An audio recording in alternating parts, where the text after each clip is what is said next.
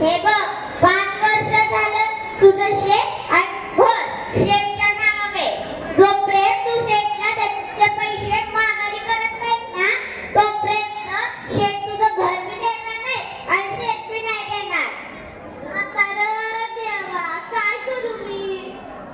कोर्टात जा, कुठं पण जा, तुझं शेत आणि घर नाही देत.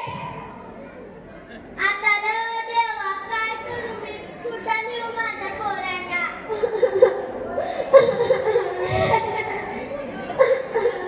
पाहिलं ना मंडळी, शहाणपणामुळे तिचं घरही गेलं आणि शेतही गेलं.